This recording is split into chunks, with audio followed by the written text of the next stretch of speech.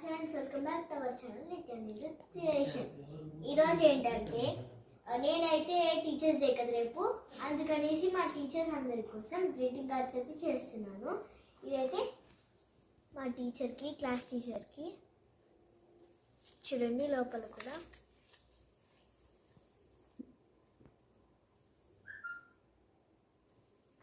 ఇది మా క్లాస్ టీచర్కి. ఇప్పుడు ఇంకొకటి ఇదైతే చూడండి, దగ్గర నుంచి ఇలా పెట్టాను అన్నమాట డిజైన్.